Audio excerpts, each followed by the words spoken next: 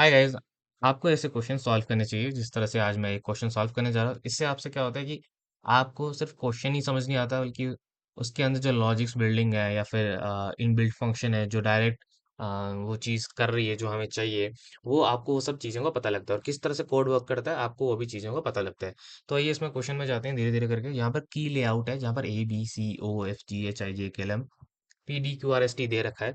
तो शफल है वर्ड्स, जो शफल है लेटेस्ट शफल्स है।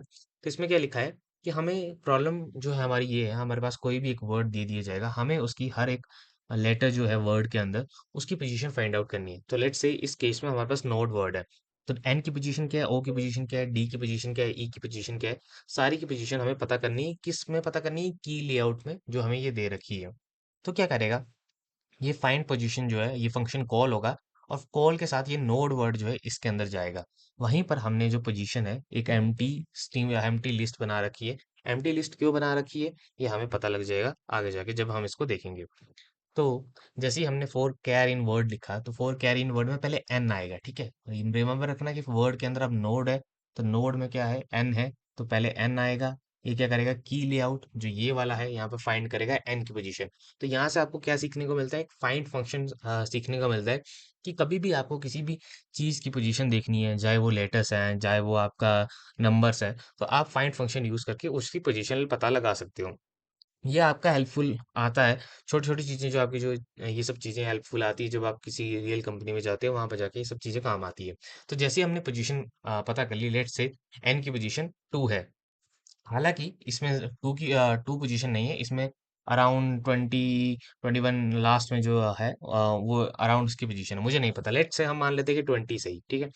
20 जो है इस पोजीशन वाले जो पॉज पीओएस है यहाँ पर वेरिएबल में सेव होगी ये 20। If pause is greater than 0, इसको क्यों लिखा हुआ है? तो देखो जब गाइस जब भी फाइंड जो फंक्शन है, अगर वो फंक्शन जो है अगर एन पोजीशन का ढूंढ नहीं पाता, लेट सपोज कि एन उसके लेआउट में है ही नहीं, तो वो क्या गिवन करेगा, क्या रिटर्न करेगा, -1 रिटर्न करेगा।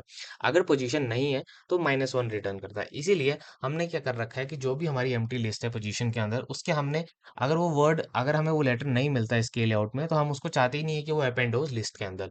इसीलिए जैसे अगर मान लो एन इस पोजीशन एन के लेआउट के अंदर है नहीं तो -1 आएगा। क्या -1 इफ कंडीशन को पार करेगा? नहीं पार करेगा।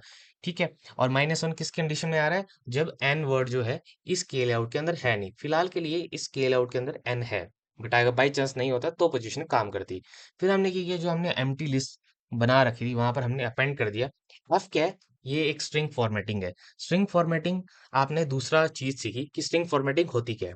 उसमें क्या है कि जैसे ही आप यहाँ पर कर्ली ब्रेसेस यूज करते, आप कर्ली ब्रेसेस वहां यूज करते हैं जहां पर आपको वैल्यू जो है डायनेमिक आ रही है।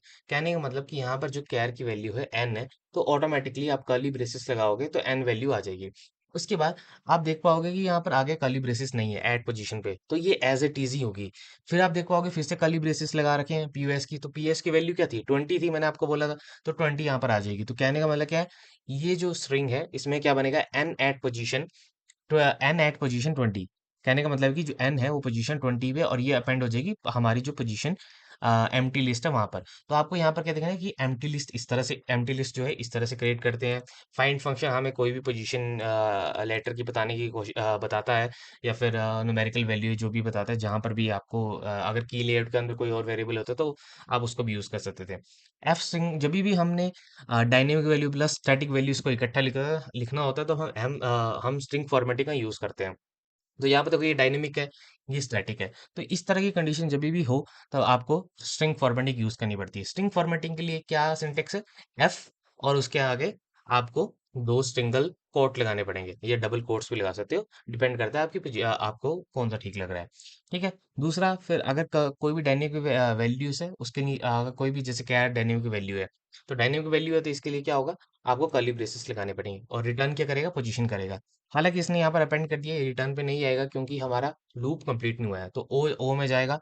ओ में जाके जो इसकी पोजीशन है फाइंड करेगा। फाइंड करने के बाद उसके बाद जो भी अगर वो पोजीशन सही में है तो वो इसके अंदर पास होगी और पोजीशन के अंदर अपेंड हो जाएगी। तो जैसे ही हम रिटर्न करेंगे, तो रिटर्न करने के बाद ये जो पोजीशन है हमें ये चीज जो है रिटर्न कर देगा, और जो भी वैल्यूज अपेंड हुई है वो सारी की सारी हमें प्रिंट कर देगा। ठीक है। अब लास्ट लाइन आप देख रहे होंगे कि यहाँ पर हमारा हैश एन करके फॉरवर्ड बैक स्लैश एन करके ज्वाइन करके लिखा हुआ है। तो ये क्या काम करता है, ये ब्रेक लाइन का काम करता है। अगर इसको आप यूज नहीं करोगे तो ओ एट पोजीशन भी एन के साथ आगे आ जाएगा।